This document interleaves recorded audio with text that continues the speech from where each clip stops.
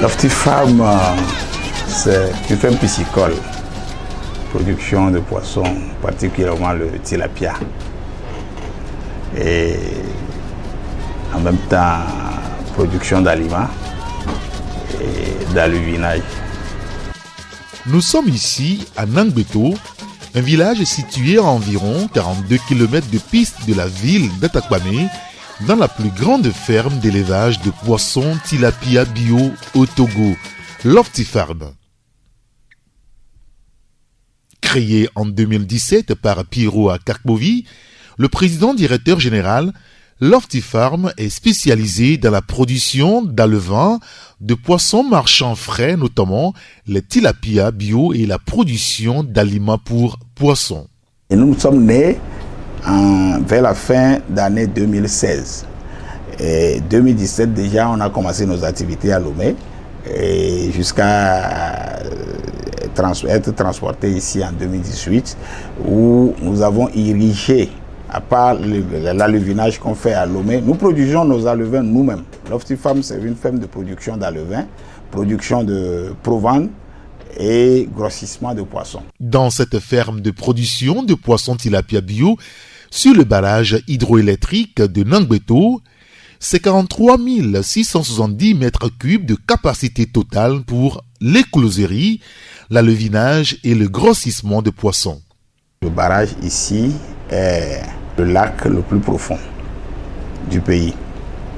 Les conditions d'eau sont vraiment acceptables et on a compris, depuis qu'on est ici, on a compris que on fait de bons scores, de bons résultats et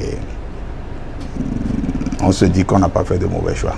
Pour être capable justement d'accompagner durablement la politique du gouvernement togolais en matière de lutte contre la faim et pour l'autosuffisance alimentaire, l'Optifarm s'est engagé à mettre sur le marché togolais et sous-régional des poissons frais, élevés dans des conditions naturelles qui respectent toutes les normes de production bio. On produit d'abord pour notre pays et la sous-région. Nous avons des clients cibles qui viennent du Bénin. Bon, eux, c'est à 2% peut-être de notre production. Il y a une partie qui vient du Ghana, qui peut constituer 30%. Et les 70%, c'est localement vendu à une société, un partenaire qui n'a pas ménagé d'efforts pour aller installer des unités de transformation qu'on appelle les 3F, la société en question. Donc nous sommes en étroit partenariat et on travaille ensemble. Nous, on produit le poisson, on emmène, il surgèle et lui, il envoie pour la distribution en ville.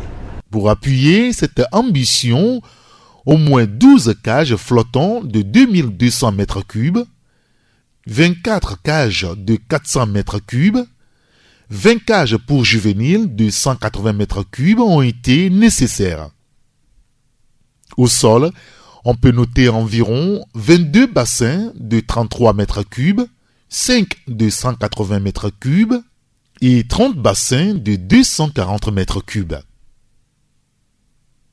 Et c'est cette allure d'une entité industrielle qui différencie l'Optifarm des autres pisciculteurs. Nous sommes en eau profonde ici pour élever nos poissons.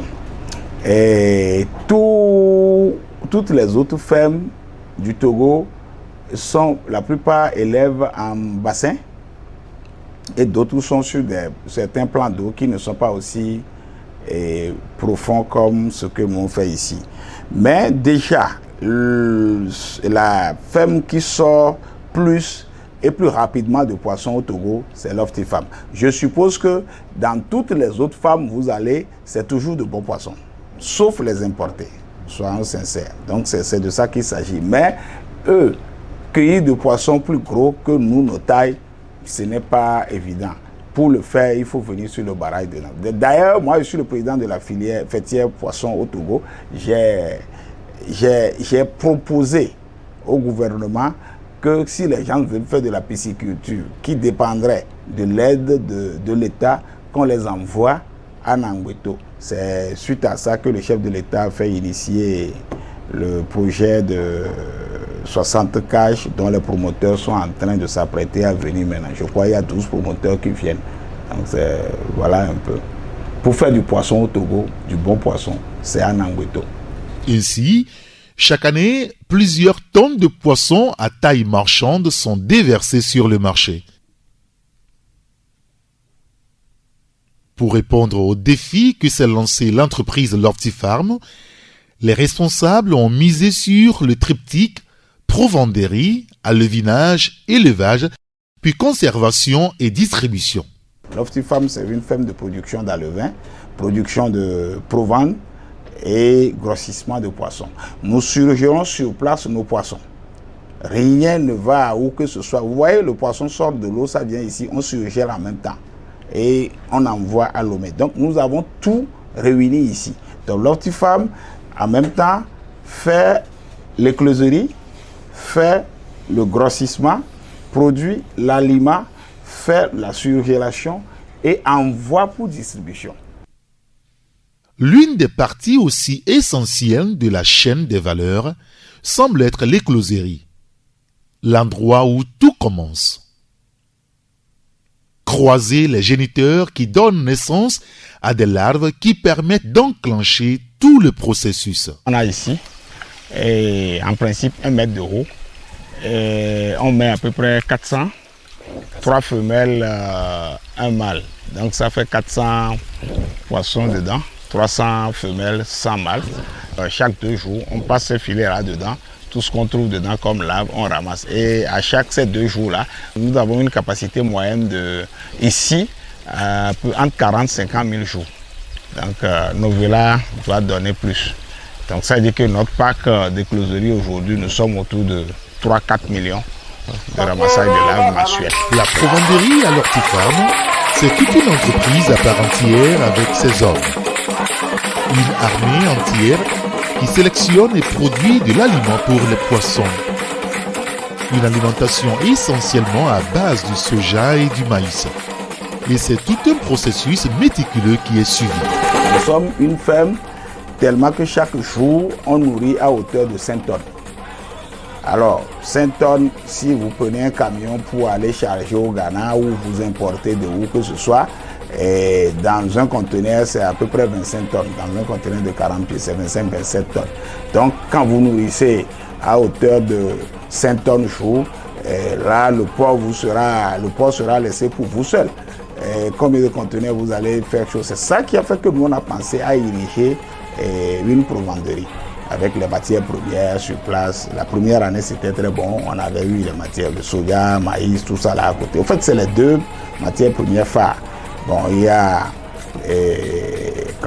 farine de poisson aussi qu'on utilisait, mais par après, on a trouvé d'autres mécanismes pour pallier à ça. La machine là sert à écraser le soja. Après l'avoir écrasé, on le prend en paquet de 10 kg et qu'on bout ici. Au bout de 1 minute 30, et on envoie ici pour de presse à 100 kg. Et maintenant, on enlève l'huile qu'on dépose là. Et il y a le tourteau qui est déposé ici. C'est le tourteau, ça veut dire que le soja est sans huile. On a déjà extrait l'huile dedans. Et ça là maintenant, on va écraser pour avoir la poudre de soja. Bon, pour le maïs, c'est la même chose, on fait là. Et là-bas, c'est le grand moulin. Ici, c'est les caillots d'abattoir, le sang. L'abattoir, c'est ça qu'on fait chose. Et c'est ça ici, on a remis tout en granulé là-bas. On mélange tout ça là. Ici, il y a la ligne du maïs, soja ici. C'est les 2 lignes là, c'est pour soja. Ici, maïs. Ici, là, on l'appelle mélange. Tout ça réuni, on fait la composition ici et on le prend en 50 kilos. Il y a le soja, le maïs, les caillots d'abattoir mélangés, tout ça là, les sons de riz, tout ça, on fait tout, on fait l'ensemble ici, vous pouvez venir voir. On ajoute d'eau, donc c'est ça, en principe, il y a un convoyage d'ici pour là-bas. Mais la poudre n'était pas bien fine, donc on prend pour donner d'emploi en quelques-uns, on tamise ici et on reprend le tamis là qu'on envoie dans l'entonnoir et maintenant ça ressort par ici. Ça rentre dans l'extrudeuse et ça sort en granulé comme ça. Regardez. Ça, c'est 100% flottant. Donc, et après maintenant, il y a une pompe qui prend ici pour envoyer dans le séchoir. Ouais, ça, ici, c'est le séchoir qui suit la combinaison de chauffage pour sécher l'aliment qui prend là. Et ça passe.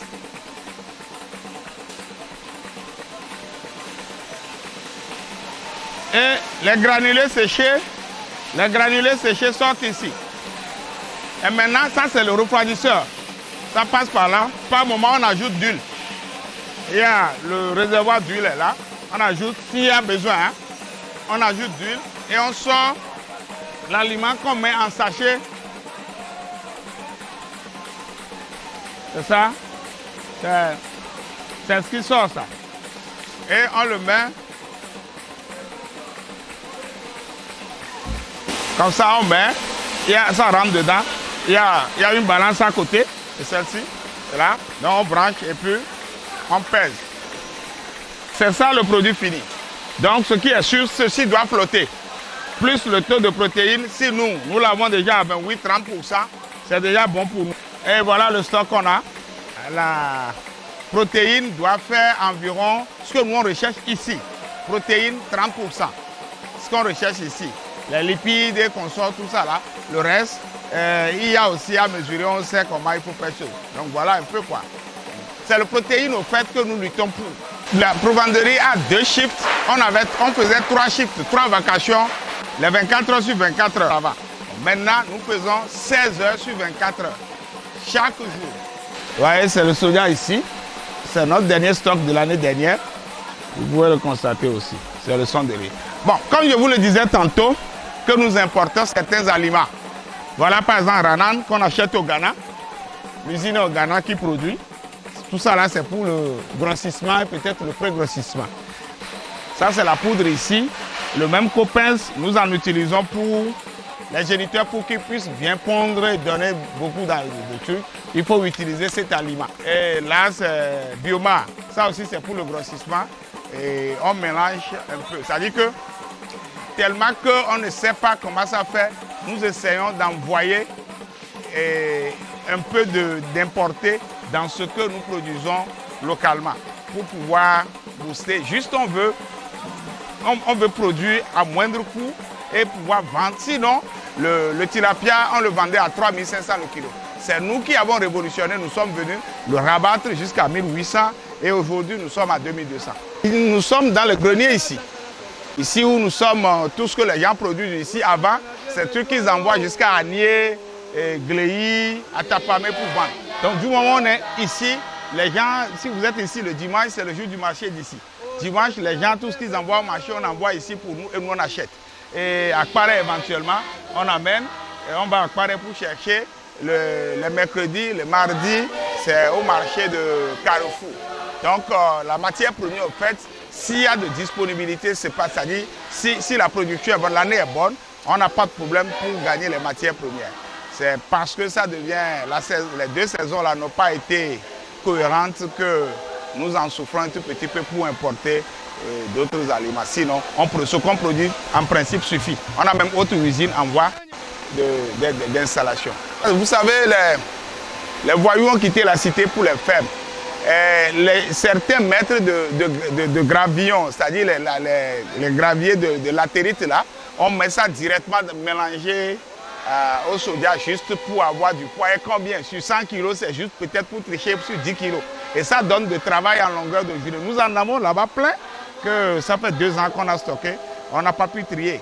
On trie un peu et puis on laisse ainsi de suite. Voilà un peu. Sinon, vous savez, ce n'est pas à 100% gagné. Hein. Il y a toujours des petites lacunes qu'on essaie de corriger chemin faisant. C'est plus compliqué maintenant. Il faut faire venir des gens qui vont travailler. À peine, ils vont vous faire 200 kilos, mais vous allez payer plus de 10-20 000. Alors qu'ils pouvaient nous augmenter. Regardez ça. Ils pouvaient nous augmenter le prix à quoi? À 25 francs de plus.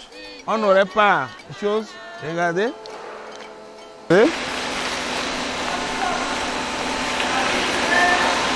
Ouais, donc voilà, regardez là-bas. Rien que de la poussière, juste pour gagner de l'argent. Et ça, on avait fait un stock de, je crois, 300 ou 400 tonnes. On avait retrouvé au moins 15 tonnes dedans. Si on nous demandait de payer tranquillement les 15 tonnes et qu'on n'ait plus de manutention à faire, on se serait mis plus à l'aise. L'élevage de l'asticot. Ça, c'est l'œuvre de Sersa, de professeur Tona. Donc ici, on élève d'asticot, comme vous le voyez. Voilà une partie de ce qui se trie pour envoyer à l'usine pour booster le taux de protéines dans l'aliment. Donc chaque jour, nous envoyons une partie, une cargaison, les pulpes comme ça qu'on met dans les cages. Vous voyez les planchettes là. Donc quand on met les pulpes donnent des mouches. C'est les mouches là, on les appelle mouches soldats. Les mouches là donnent aussi des œufs dans les planchettes là.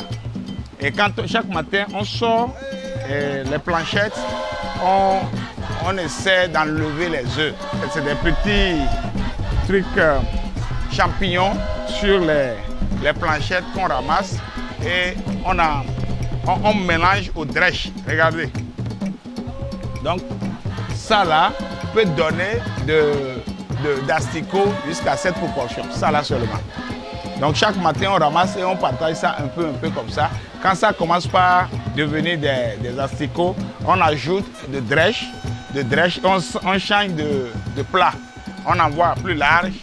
Et vous voyez ici, donc ceux-là sont en phase de finition. Vous voyez, il y en a plein dedans. Vous voyez, donc tout ça là va être trié dans quelques jours parce que c'est trop petit maintenant. Donc, et ainsi de suite, c'est la même chose ici. Voilà.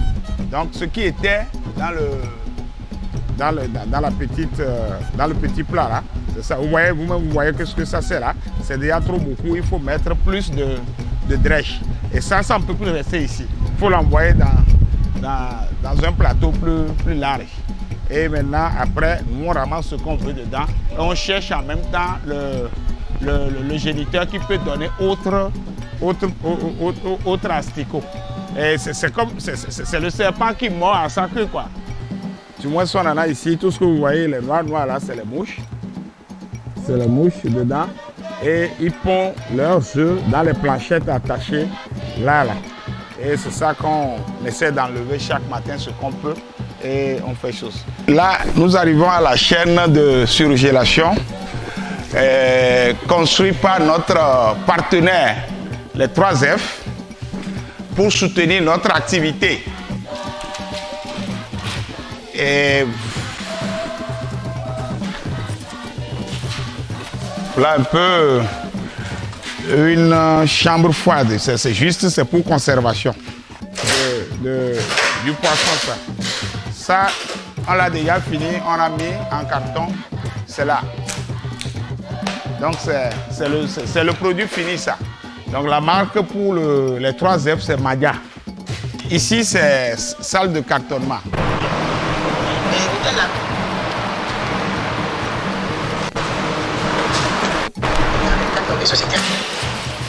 Donc c'est comme ça. Regardez un peu la couleur de la surgélation. Vous voyez, c'est rien que du poisson. Et ça peut arriver à 24 mois. Donc c'est la salle d'opération de tri de poissons. Ça c'est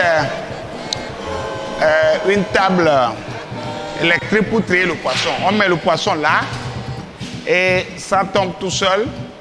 Et ça passe, ça fait le circuit. Il y a de l'eau ici qui rince le poisson. Et ça fait son circuit normalement. Il y a l'ordinateur ici qui calibre le poisson. Donc par calibrage, les bavettes dépendent de cette mémoire-là. Et ça sort par ici. Donc quand ça vient, admettons que c'est ici que c'est programmé 500 grammes. Donc la bavette va pour prendre. Et si c'est 300, ça va pour prendre. Si c'est 800, ça va pour prendre. Ainsi de suite. Ce qui n'est pas calibré, ce qui est de 200 grammes, ce n'est pas calibré. Ça tombe directement de ce côté. Les poissons rentrent par là. Quand on amène pour mesure d'hygiène, il nous a été conseillé de faire une ouverture pour permettre aux gens de venir à pied, mais le véhicule vient et s'agarre là et on prend le poisson par cette table-là, on dépose ici, les gars prennent ici, ils travaillent dedans et après on envoie à la surgélation qu'on va vous montrer.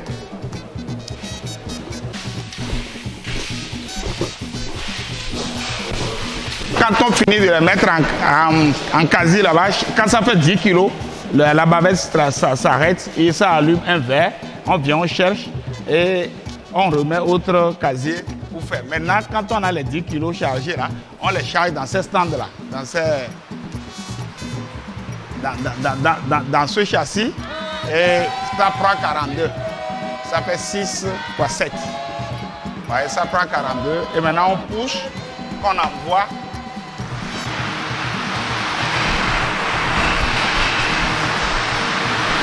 On envoie directement ici. Ouais, donc, ça, au bout de 6 heures, la surgélation est faite. Bon, maintenant, nous, quand on charge, on attend le lendemain pour ramasser. Un magasin de 1500 mètres carrés, 30 sur 50. Hauteur, je crois, 7 et 5. 7 et 5 et demi. Ça, c'est pour emballer le poisson à frais. Quand on veut envoyer du poisson frais, voilà la ponte de glaçons.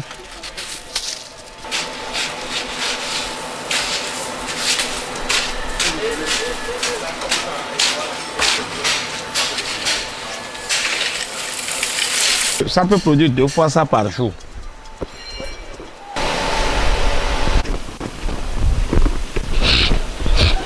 Pour ce projet gigantesque, des ressources financières et humaines sont donc nécessaires. Des appuis financiers importants, mais aussi une main-d'œuvre capable et rompue à la tâche. Nous avons fait des dossiers passant par MIFA pour bénéficier de certains prêts auprès de certaines institutions telles que l'Ora Bank et la BOA. Mais notre grand bailleur, c'est l'UTB et ça, c'est sans MIFA. La journée à l'Hortifam n'est pas de tout repos. Dans cette ferme pourtant reposant et tranquille. Chaque acteur doit jouer convenablement sa partition et le contrôle est régulier. Comme vous le constatez, nous sommes à l'écloserie de l'Hortifam. Ici, nous avons 5 grands bassins et 10 petits. On les a chargés d'un quart, 3 quarts. Un quart mâle, 3 quarts femelle. Donc, ça fait que chaque 2 jours, nous passons notre filet comme les garçons le font là-bas pour ramasser les larves à la surface de l'eau. Cette technique constitue à juste passer les filets pour ramasser les larves parce que les géniteurs en donnent. Quand on fait l'accouplement, au bout de 2-3 semaines, on commence par ramasser les larves. À l'Hortifam, c'est comme ça, ça se fait. On peut le faire chaque jour ou chaque 2 jours. Et il y a une quantité de larves qu'on recueille. Et ici, nous sommes moyennement à 1 200 000 de larves le mois. Et à Nangbeto, à Lomé, ils sont entre 1 500 000 2 millions le mois. Donc, quand on ramasse les larves ici, on les achemine de l'autre côté, les bassins de l'autre côté là, pour grossir les larves. Les larves, au bout de 3 semaines, deviennent des alevins de 0,3 grammes. On leur donne la chance de faire encore autres 3 semaines. Dans les 3 semaines là, ça fait 6 et ça devient d'alevins de 1 à 2 grammes. Qu'on prend d'ici pour envoyer au pré-grossissement sur le barrage. Nous avons quelque part là-bas arrangé dans des cages flottantes qu'on fait grossir jusqu'à 5-10 grammes. Donc l'essentiel pour nous, on désire avoir un poids moyen de 7 à 8 grammes et on stocke dans les cages de grossissement. Et c'est des cages intermédiaires de 400 mètres cubes. On stocke les poissons dedans pour autres 3 mois et puis on déverse, c'est 2 mois. Et on déverse dans les cages pour le grossissement final. Il y a 2 qu'on envoie pour la grande cage de grossissement. Voilà un peu notre truc. Ça fait que quitter ici, l'opération qui se fait là jusqu'à ce qu'on ait le poisson marchand dans l'assiette du consommateur, ça nous fait 9 mois environ. À la collecte, ça fait 0,25 de lave, le poids de lave. Et maintenant, on le grossit pour 3 semaines et ça vient à 0,3 grammes. Le processus est en cours ici de grossissement. Ça fait à peu près 8 semaines que ceux-là sont... Vous voyez, donc ça fait à peu près 8 semaines ou 10 jours. Alors c'est censé faire 21 jours ici avant qu'on ne passe à un tri quelconque pour les mettre. Même chose ici. Ouais. Ça fait déjà 2 semaines. Et la quantité dans chaque est sensiblement... Ça aussi, on peut avoir 50 000 et 100 000 par endroit. C'est comme ça qu'on charge. Quand celui-ci va partir, ils vont trier ça et ça et l'autre, celui de devant. Et ils vont voir ce qui est plus gros. On les met à quelque part ici. Et les plus petits qui sont toujours à moins de 0,3 continuent toujours à grossir jusqu'à ce que... Ça là, c'est presque en partance. Regardez, ça là, ça va partir d'ici 3-4 jours. On va trier. Ça a déjà fait les 21 jours. C'est déjà 0,03. Et ça, c'est déjà les 6 semaines. C'est entre 1 et 3 grammes là. Ça va aller sur l'eau aujourd'hui. Ça va aller au pré-grossissement aujourd'hui. Ça, c'est le bassin de traitement. C'est le bassin de traitement. Quand on amène les laves, on les met ici.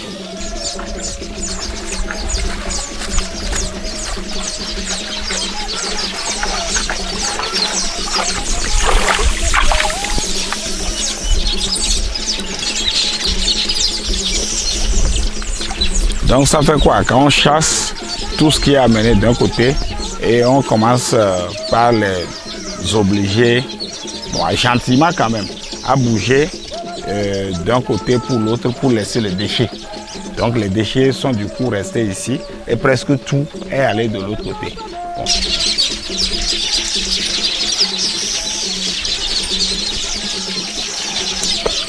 Et maintenant le reste, ramasser vite, on va voir.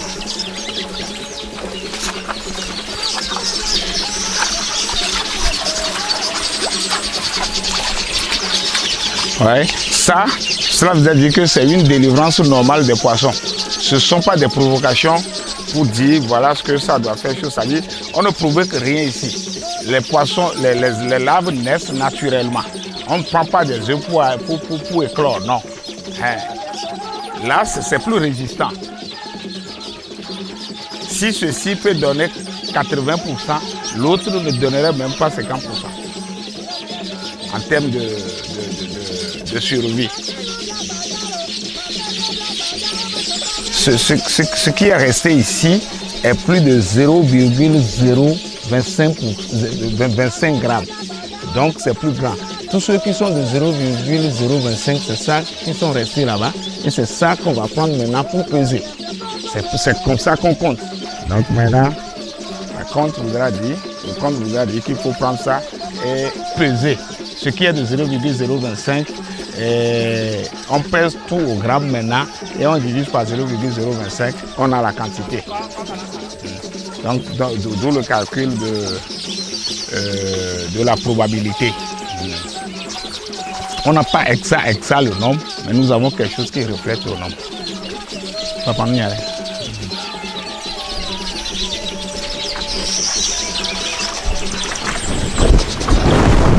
C'est dans un seul bassin qu'on a ramassé ça. Il n'y a pas de raison que ça là ne fasse pas 1000.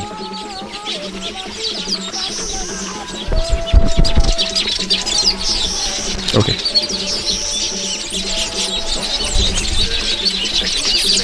Une technique de sélection.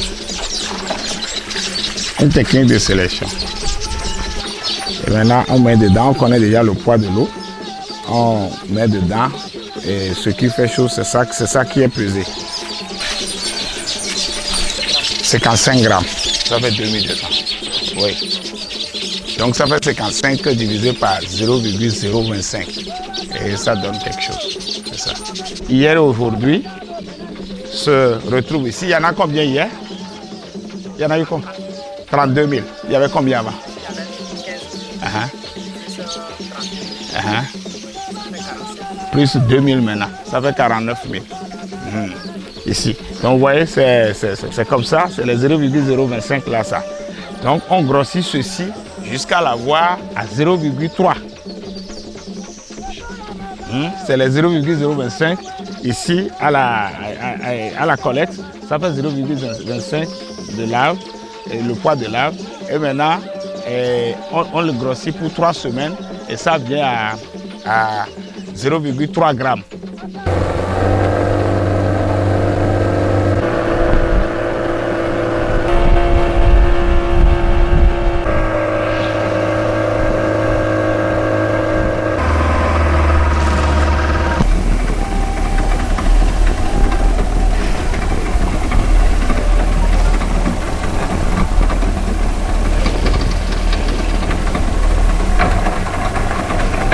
Ici, au pré-grossissement, c'est 20 cages ici de 6 sur 16, 6 sur 6 et 5 de profondeur. C'est des cages carrées au fait, ici. Donc, vous voyez les mailles de filet, c'est à peu près 5 mm, c'est-à-dire demi centimètre. Par rapport à ça, on a mis des râpas dedans. Les râpas sont de à peu près 2 mm. Il y a le filet, on met le râpas dedans.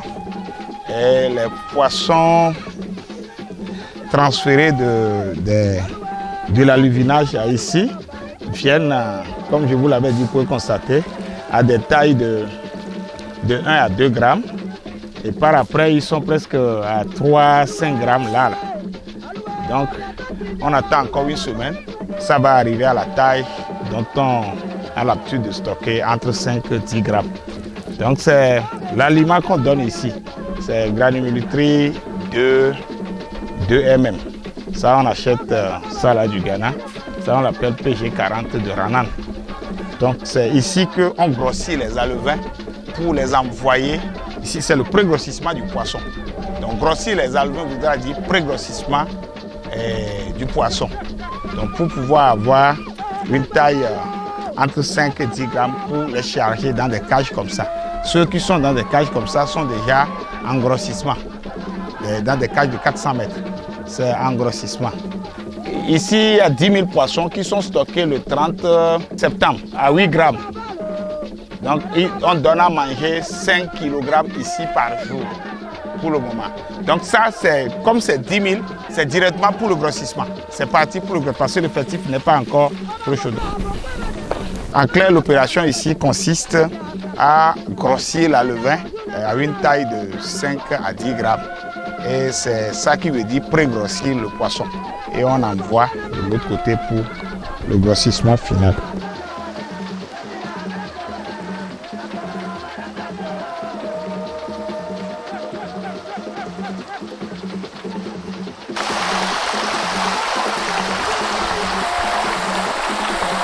Ici, c'est le grossissement final. Comme on vous expliquait, c'est la continuité de la terre ferme à mi-chemin qui est pré-grossissement et le grossissement ici. Donc, pour le grossissement, vous voyez un peu, c'est dans des cages de 20 mètres de diamètre et 7 mètres de profondeur. Plus les retombées, on va jusqu'à 12 mètres, okay, pour le filet. On stocke 70 000 poissons dedans. À chaque récolte, ça nous donne à peu près 25 tonnes de poissons. 25 à 30 tonnes de poissons. Si vraiment les paramètres sont respectés, il n'y a pas eu de fuite de poissons. Par moment, on en rencontre aussi. Donc, des cages comme ça, nous en avons 12. Et 24 de l'autre de 10 mètres. Toutes ces cages-là, ça fait une capacité de 3500 tonnes l'an.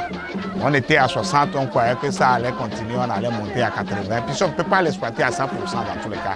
Car si c'est à 100%, il n'y aurait pas de disponibilité pour d'autres. On peut aller à maximum 90. Et considérant 90, on peut faire facilement 3500 à 4000 tonnes l'année. Voilà un peu, mais maintenant il y a les alevins qui manquent. Et d'ici, quand les poissons sortent, d'ici encore un mois, ceux-ci vont sortir.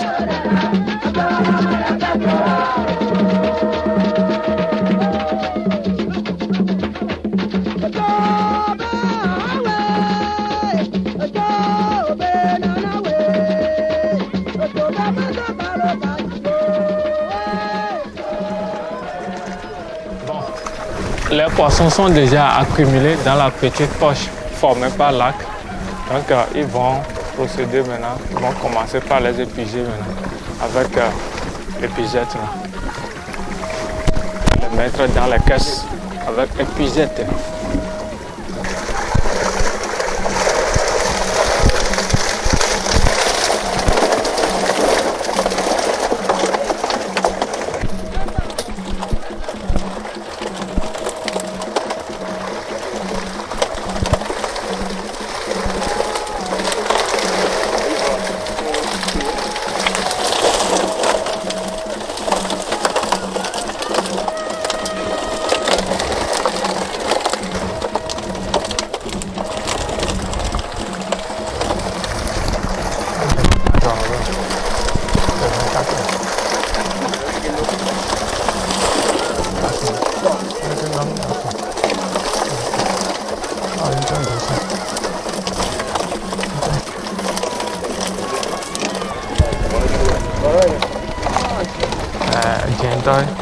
Ya jembe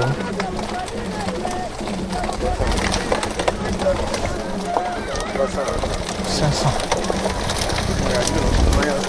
Voilà que je suis avec.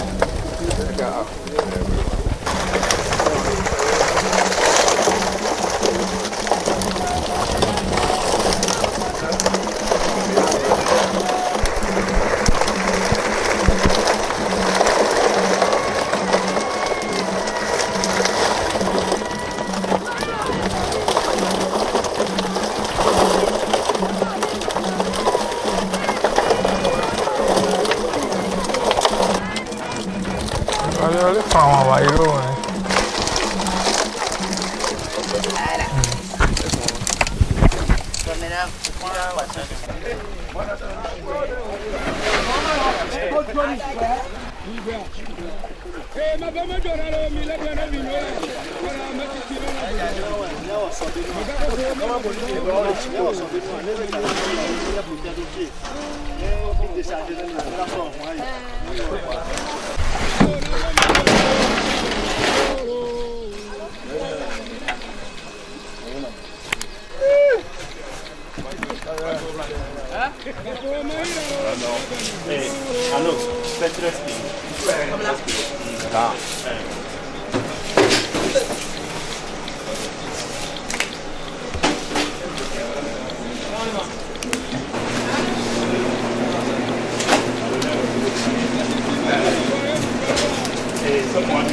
Cette ferme piscicole a pour caractéristique la production de tilapia bio.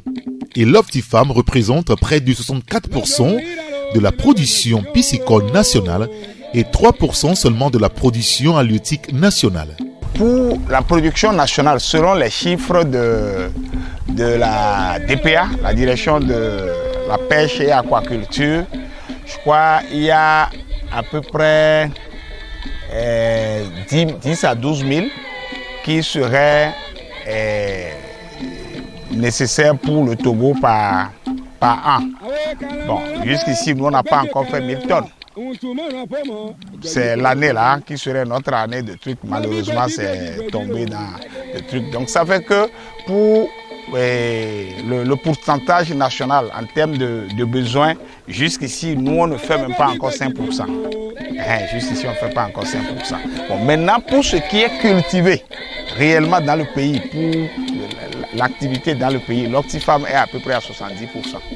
Et malgré sa toute capacité de production, avec toute cette installation, le chemin semble encore loin pour l'Optifarm pour combler la demande totale de production halieutique. Et comme pour ne rien arranger, des difficultés comme des tilapias chinois ont inondé le marché togolais, avec d'ailleurs une concurrence déloyale. Il y a une concurrence déloyale. de tilapia chinois au nôtre. Et apparemment, quand on présente les deux, et par rapport au coût, les gens se disent que le chinois est mieux disant. Mais rentrant dedans, c'est que ce que fait le chinois ne respecte du tout pas les normes. Vous avez vu, quand le chinois surgèle son poisson, il envoie, il fait 30% d'eau, au moins 30% d'eau et 70% de poisson. Ils sont allés nous proposer ici. Il y a des Occidentaux qui sont allés nous proposer que c'est comme ça qu'on peut gagner le marché. Nous on dit non, on surgèle. La différence c'est que nous on surgèle à 100% poisson. Le chinois surgèle 30% d'eau et 70% poisson. Donc, ceci étant, et quand on prend le poisson, nos marchés ne sont pas des marchés, on ne vend pas au poids, on vend par quantité ou par comment cela se fait ou par mesure, et j'en sais rien. Donc, ça fait que quand les gens voient ce que le chinois envoie, on se dit, ah, s'il y a un carton de poisson chinois à 15 000, pourquoi votre carton est à 22 000 et ainsi de suite. On préfère le chinois. Mais en fin de compte, lorsqu'on fait les calculs, c'est que nous, on est d'abord moins 10 ans sur le prix parce que le poids que le chinois présente de 10 kg devient 7 kg. Et ça, c'est en termes de poids et en termes de qualité, nous sommes encore mieux disant parce que notre poisson, il faut même regarder, c'est des poissons vivants qu'on prend ici et qu'on envoie en surgélation et demain ou après-demain, c'est déjà sur le marché.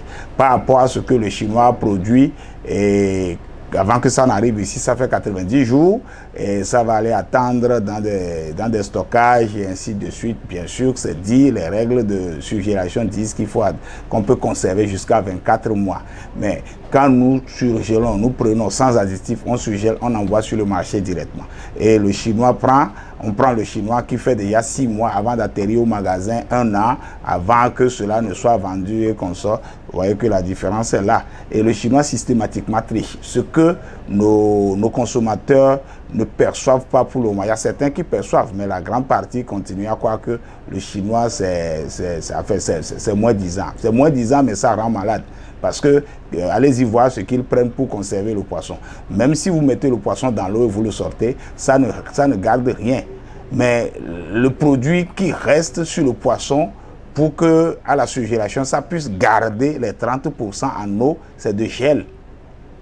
Faites l'expérience chez vous, vous prenez de gel, vous mettez un poisson dedans, ça ne va jamais l'abandonner, vous l'envoyez dans votre frigo, vous le sortez demain, vous avez le poids que vous voulez. Vous voyez, c'est un peu ce qui se passe. Nous, la différence, c'est que nous, on surgèle de poisson à 100%. On ne surgèle pas, par contre, les Chinois surgèlent 70% et 30% d'eau. Une grande différence.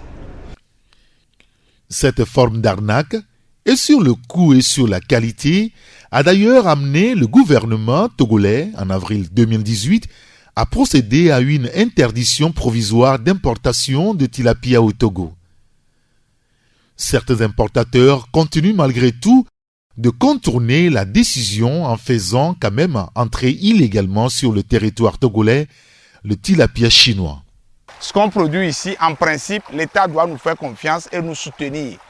Faire barrer ces importations illicites-là, parce qu'on a beau interdire de ne pas amener par le port, mais il y a des véreux qui amènent par des frontières et ça rentre illicitement. Et ça fait qu'on n'arrive pas à couler normalement nos produits. Quand les gens ont interdit et que les gens viennent par des voies biaisées, ce qui reste à faire, c'est de faire une lutte pour arrêter cela et détruire. De toute façon, quand on arrête, on trouve de tilapia importé dans les frigos des gens ou les entrepôts, on détruit systématiquement.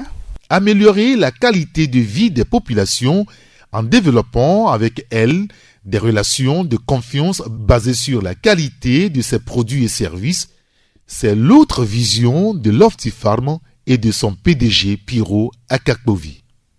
C'est le lieu de remercier les partenaires financiers pour la réussite de ce projet, en l'occurrence 8TB, et Aura Bank, et la BOA, et la MIFA, qui est C'est un produit initié du chef de l'État, le président de la République, son Excellence Sozinam Gnassingbé Faure, qui ne cesse de nous supporter dans nos activités. D'ailleurs, c'est le lieu de rappeler à vous et à la population qu'il y a un projet qui est en train d'être mis en route pour promouvoir d'autres promoteurs à s'installer comme nous, puisque le marché est grand, comme dit Jésus. La mission est grande, mais les ouvriers sont peu. Donc, nous leur demandons de compter sur nous et que le défi sera relevé.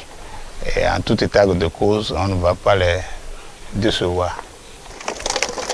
Et effectivement, c'est la première fois que j'assiste à une pêche, surtout de ce genre. Et j'ai entendu parler de la pêche, de l'élevage plutôt de tilapia nangueto. Voilà, j'ai poussé la curiosité voir comment ça se passe. Et ce que nous voyons ici est tout simplement impressionnant. D'abord le mécanisme et tout le reste, les techniques, c'est facile.